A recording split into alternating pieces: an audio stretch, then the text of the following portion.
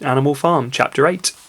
A few days later, when the terror caused by the executions had died down, some of the animals remembered, or they thought they remembered, that the sixth commandment decreed, "No animal shall kill any other animal," and though no one cared to mention it in the hearing of the pigs or the dogs, it was felt that the killings which had taken place did not square with this. Clover asked Benjamin to read her the sixth commandment, and when Benjamin as usual said that he refused to meddle in such matters, she fetched Muriel. Muriel read the commandment for her. It ran, "No animal shall kill any other animal without cause." Somehow or other the last two words had slipped out of the animal's memory, but they saw now that the commandment had not been violated, for clearly there was good reason for killing the traitors who had leagued themselves with Snowball. Throughout the year the animals worked even harder than they had worked in the previous year. To rebuild the windmill with walls twice as thick as before and to finish it by the appointed date, together with the regular work of the farm, was a tremendous labour. There were times when it seemed to the animals that they worked longer hours and fed no better than they had been in Jones's day. On Sunday mornings, Squealer, holding down a long strip of paper with his trotter, would read out to them lists of figures proving that the production of every class of foodstuff had increased by 200%, 300% or 500%, as the case may be. The animals saw no reason to disbelieve him, especially as they could no longer remember very clearly what conditions had been like before the rebellion. All the same, there were days when they felt like they would have sooner have had less figures and more food. All orders were now issued through Squealer or one of the other pigs. Napoleon himself was not seen in public as often as once a fortnight. When he did appear, he was attended not only by his retinue of dogs, but by a black cockerel who marched in front of him and acted as a kind of trumpeter, letting out a loud cock-a-doodle-doo before Napoleon spoke. Even in the farmhouse, it was said, Napoleon inhabited separate apartments from the others. He took his meals alone, with two dogs to wait upon him, and always ate from the Crown Derby dinner service which had been in the glass cupboard in the drawing room. It was also announced that the gun would be fired every year on Napoleon's birthday, as well as the other two anniversaries. Napoleon was now never spoken of simply as Napoleon. He was always referred to in a formal style as our leader, Comrade Napoleon, and the pigs liked to invent for him such titles as Father of all animals, Terror of mankind, Protector of the sheepfold, ducklings, Friend, and the like. In his speeches, Squealer would talk with tears rolling down his cheeks of Napoleon's wisdom, the goodness of his heart, and the deep love he bore to all animals everywhere, even and especially the unhappy animals who still lived in ignorance and slavery on other farms. It had become usual to give Napoleon the credit for every successful achievement and every stroke of good fortune. You would often hear one hen remark to another, "Under the guidance of our leader Napoleon Comrade, I have laid 5 eggs in 6 days," or two cows enjoying a drink at the pool would exclaim, "Thanks to the leadership of Comrade Napoleon, how excellent this water tastes." The general feeling on the farm was expressed in a poem entitled Comrade Napoleon, which was composed by Minimus and which ran as follows. Friend of fatherless, fountain of happiness, lord of the swill bucket, oh how my soul is on fire when I gaze at thy calm and commanding eye, like the sun in the sky, Comrade Napoleon. Thou art the giver of all that creatures love, a full belly twice a day, clean straw to roll upon, every beast, great or small, sleeps at peace in his stall, thou watchest over us all, Comrade Napoleon. Had I a sucking pig, ere he is grown as big, even as a pint or bottle or rolling pin, he should have learnt to be faithful and true to thee. Yes, his first squeak should be Comrade Napoleon. Napoleon approved of this poem and caused it to be inscribed on the wall of the big barn at the opposite end from the 7 Commandments. It was surmounted by a portrait of Napoleon in profile, executed by Squealer in white paint. So a painting of him on the end. Meanwhile, through the agency of Whymper, Napoleon was engaged in complimented negotiations, and Frederick and Pilkington. The pile of timber was still unsold. Of the two, Frederick was more anxious to get hold of it, but he would not offer a reasonable price. At the same time, there were renewed rumours that Frederick and his men were plotting to attack Animal Farm and destroy the windmill, the building of which had aroused furious jealousy in him. Snowball was known to be still skulking on Pinchfield Farm. In the middle of the summer, the animals were alarmed to hear that 3 hens had come forward and confessed that, inspired by Snowball, they had entered into a plot to murder Napoleon. They were executed immediately, and fresh precautions for Napoleon's safety were taken. 4 dogs guarded his bed at night, 1 at each corner, and a young pig named Pink Eye was given to the task of tasting all his food before he ate it, lest it should be poisoned. At about the same time, it was given out that Napoleon had arranged to sell the pile of timber to Mr. Pilkington. He was also going to enter into a regular agreement for the exchange of certain products between Animal Farm and Foxwood. The relations between Napoleon and Pilkington, though they were only conducted through Whymper, were now almost friendly. The animals distrusted Pilkington as a human being, but greatly preferred him to Frederick, whom they both feared and hated. As the summer wore on and the windmill neared completion, the rumours of an impending treacherous attack grew stronger and stronger. Frederick, it was said, intended to bring them against them 20 men armed with guns, and he had already bribed the magistrates and police so that if he could at once get hold of the title deeds of Animal Farm, they would ask no questions. Moreover, terrible stories were leaking out from Pinchfield Farm about the cruelties that Frederick practised upon his animals. He had flogged an old horse to death, he starved his cows, he had killed a dog by throwing it into the furnace. He amused himself in the evenings by making cocks fight with splinters of razor blade tied to their spurs. The animals' blood boiled with rage when they heard of these things being done to their comrades, and sometimes they clamoured to be allowed to go out in a body and attack Pinchfield Farm, drive out the humans and set the animals free. But Squealer counselled them to avoid rash actions and trust in Comrade Napoleon's strategy. Nevertheless, the feeling against Frederick continued to run high. One Sunday morning, Napoleon appeared in the barn and explained that he had never had any time contemplated selling the pile of timber to Frederick. He considered it beneath his dignity, he said, to have dealings with scoundrels of that description. The pigeons, who were still sent out to spread tidings of the rebellion, were forbidden to set foot anywhere at Foxwood, and were also ordered to drop their former slogan of death to humanity in favour of death to Frederick. In the late summer, yet another of Snowball's machinations were laid bare. The wheat crop was full of weeds, and it was discovered that on one of his nocturnal visits, Snowball had mixed weeds with seed corn. A gander who had been privy to the plot had confessed his guilt to Squealer and immediately committed suicide by swallowing deadly nightshade berries. The animals now also learned that Snowball had never, as many of them believed hitherto, received the order of Animal Hero First Class. This was merely a legend which had been spread some time after the Battle of the Cowshed by Snowball himself. So far from being decorated, he had been censured for showing cowardice in the battle. Once again, some of the animals heard this with a certain bewilderment, but Squealer was soon able to convince them that their memories had been at fault. In the autumn, by a tremendous, exhausting effort, for the harvest had to be gathered at almost the same time, the windmill was finished. The machinery had still to be installed, and Whymper was negotiating the purchase of it, but the structure was completed. In the teeth of every difficulty, in spite of inexperience, of primitive implements, of bad luck, and of Snowball's treachery, the work had been finished punctually to the very day. Tired out but proud, the animals walked round and round their masterpiece, which appeared even more beautiful in their eyes than when it had been built the first time. Moreover, the walls were twice as thick as before. Nothing short of explosives would lay them low this time, and when they thought of how they had laboured and what discouragements they had overcome and the enormous difference that it would make in their lives when the sails were turning and the dynamos running, when they thought of all of this, their tiredness forsook them, and they gambolled round and round the windmill, uttering cries of triumph. Napoleon himself, attended by his dogs and his cockerel, came down to inspect the completed work. He personally congratulated the animals on their achievement and announced that the windmill would be named Napoleon Mill. 2 days later, the animals were called together for a special meeting in the barn. They were struck dumb with surprise when Napoleon announced that he had sold the pile of timber to Frederick. Tomorrow, Frederick's wagons would be arriving and begin carting it away. Throughout the whole period of his seeming friendship with Pilkington, Napoleon had really been in secret agreement with Frederick. All relations with Foxwood had been broken off. Insulting messages had been sent to Pilkington. The pigeons had been told to avoid Pinchfield Farm and alter their slogan from death to Frederick to death to Pilkington.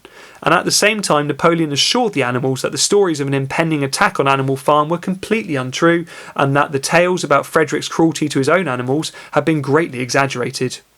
All these rumours had probably originated with Snowball and his agents. It now appeared that Snowball was not after all hiding on Pinchfield Farm, and in fact had never been there in his life. He was living, in considerable luxury so it was said, at Foxwood, and had in reality been a pensioner of Pilkington for years past. The pigs were in ecstasies over Napoleon's cunning. By seeming to be friendly with Pilkington, he had forced Frederick to raise his price by £12. But the superior quality of Napoleon's mind, said Squealer, was shown in the fact that he trusted nobody, not even Frederick. Frederick had wanted to pay for the timber with something called a cheque, which it seemed was a piece of paper with a promise to pay written upon it. But Napoleon was too clever for him. He had demanded payment in real £5 notes which were to be handed over before the timber was removed. Already Frederick had paid up, and the sum he had paid was just enough to buy the machinery for the windmill. Meanwhile, the timber was being carted away at high speed. When it was all gone, another special meeting was held in the barn for the animal to inspect Frederick's banknotes. Smiling beatifically and wearing both his decorations, Napoleon reposed on a bed of straw on the platform with the money at his side neatly piled on a china dish from the farmhouse kitchen. The animals filed slowly past, and each gazed his fill, and Boxer put out his nose to sniff at the banknotes, and the flimsy white things stirred and rustled in his breath. 3 days later there was a terrible hullabaloo. Whymper, his face deadly pale, came racing up the path on his bicycle, flung it down in the yard and rushed straight into the farmhouse. The next moment a choking roar of rage sounded from Napoleon's apartments. The news of what had happened spread round the farm like wildfire. The banknotes were forgeries. Frederick had got the timber for nothing. Napoleon called the animals together immediately and in a terrible voice pronounced that death sentence upon Frederick. When captured, he said Frederick should be boiled alive. At the same time he warned them that after his treacherous deed the worst was to be expected. Frederick and his men might make their long-expected attack at any moment. Sentinels were placed at all approaches to the farm. In addition, 4 pigeons were sent to Foxwood with conciliatory message which it was hoped might re-establish good relations with Pilkington. The very next morning the attack came. The animals were at breakfast when the lookouts came racing in with the news that Frederick and his followers had already come through the 5-barred gate. Boldly enough the animals sallied forth to meet them, but this time they did not have the easy victory that they had had in the Battle of the Cowshed. There were 15 men and half a dozen guns between them, and they opened fire as soon as they got within 50 yards. The animals could not face the terrible explosions and the stinging pellets, and in spite of the efforts of Napoleon and Boxer to rally them, they were soon driven back. A number of them were already wounded. They took refuge in the farm buildings and peeped cautiously out from the chinks and knotholes. The whole of the big pasture, including the windmill, was in the hands of the enemy. For the moment even Napoleon seemed at a loss. He paced up and down without a word, his tail rigid and twitching. Wistful glances were sent in the direction of Foxwood. If Pilkington and his men would help them, the day might yet be won, but at this moment the 4 pigeons who had been sent out on the day before returned, one of them bearing a scrap of paper from Pilkington. On it was pencilled the words, "Serves you right." Meanwhile Frederick and his men had halted about the windmill. The animals watched them, and a murmur of dismay went round. 2 of the men had produced a crowbar and a sledgehammer. They were going to knock the windmill down. "Impossible!" cried Napoleon. "We have built the walls far too thick for that. They could not knock it down in a week." "Courage, comrades!"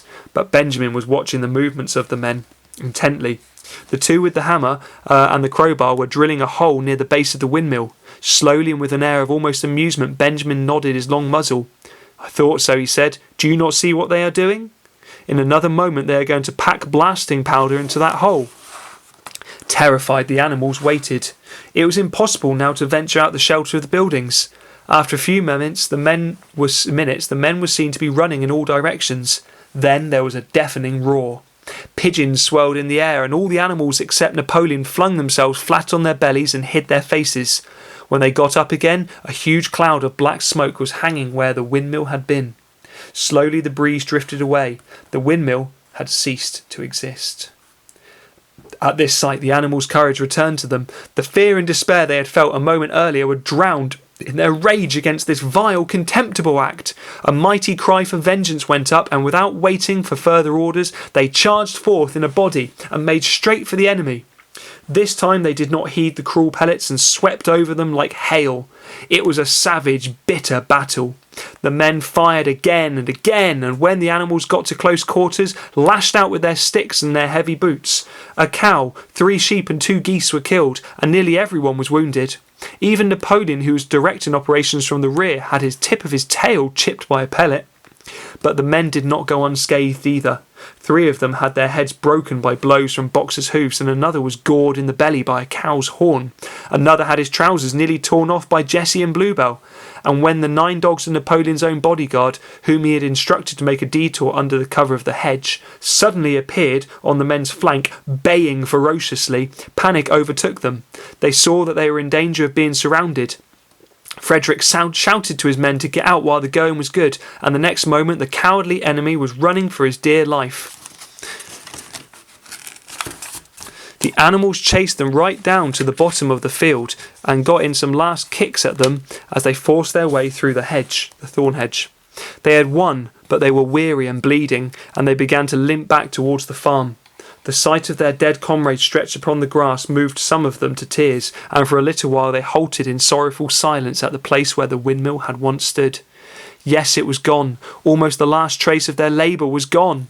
Even the foundations were partially destroyed, and in rebuilding it this time, they could not this time, as before, make use of the fallen stones. This time the stones had vanished too. The force of the explosion had flung them to distances of hundreds of yards. It was as though the windmill had never been. As they approached the farm, Squealer, who had countably been absent during the fighting, came skipping towards them, whisking his tail and beaming with satisfaction, and the animals heard from the direction of the farm buildings the solemn booming of a gun. "What is the gun firing for?" said Boxer. "To celebrate our victory," cried Squealer. "What victory?" said Boxer. His knees were bleeding, he had lost a shoe and split his hoof, and a dozen pellets had lodged themselves in his hind leg. "What victory, comrade? Have we not driven the enemy off our soil, the sacred soil of Animal Farm? But they have destroyed the windmill, and we had worked on it for 2 years. What matter? We build another windmill. We will build 6 windmills if we feel like it. You do not appreciate, comrade, the mighty thing that we have done. The enemy was in occupation of this very ground that we now stand upon. And now, thanks to the leadership of Comrade Napoleon, we have won every inch of it back again." "Then we have won back what we had before," said Boxer. "That is our victory," said Squealer. They limped into the yard. The pellets under the skin of Boxer's lead smarted painfully. He saw ahead of him the heavy labour of rebuilding the windmill from the foundations, and already, in imagination, he braced himself for the task. But for the first time it occurred to him that he was 11 years old, and that perhaps his great muscles were not quite what they had once been. But when the animals saw the green flag flying and heard the gun firing, 7 times it was fired in all, and heard the speech that Napoleon made congratulating them on their conduct, it did not seem to them after all that they had won a great victory, or it did seem, that they had won a great victory. The animals slain in the battle were given a solemn funeral. Boxer and Clover pulled the wagon which served as a hearse, and Napoleon himself walked at the head of the procession. 2 whole days were given over to celebrations. There were songs, speeches, and more firing of the gun, and a special gift of an apple was bestowed on every animal, with 2 ounces of corn for each bird and 3 biscuits for each dog. It was announced that the battle would be called the Battle of the Windmill, and that Napoleon had created a new decoration, the Order of the Green Banner, which he had conferred upon himself. In the general rejoicings, the unfortunate affair of the banknotes was forgotten. It was a few days after this that the pigs came upon a case of whisky in the cellars of the farmhouse. It had been overlooked at the time when the house was first occupied. That night there came from the farmhouse the sound of loud singing, which, to everyone's surprise, the strains of Beasts of England were mixed up. At about 9:30, Napoleon, wearing an old bowler hat of Mr. Jones's, was distinctly seen to emerge from the back door, gallop rapidly round the yard, and disappear indoors again. But in morning a deep silence hung over the farmhouse. Not a pig appeared to be stirring. It was nearly 9 o'clock when Squealer made his appearance, walking slowly and dejectedly, his eyes dull, his tail hanging limply behind him, and with every appearance of being seriously ill. He called the animals and told them that he had a terrible piece of news to impart. Comrade Napoleon was dying. A cry of lamentation went up. Straw was laid down outside the doors of the farmhouse, and the animals walked on tiptoe with tears in their eyes. What they should do if their leader was taken away from them. A rumour went round that Snowball had after all contrived to introduce poison into Napoleon's food. At 11 o'clock Squealer came out to make another announcement. As his last act upon earth, Comrade Napoleon had pronounced the solemn decree that drinking of alcohol was to be punished by death.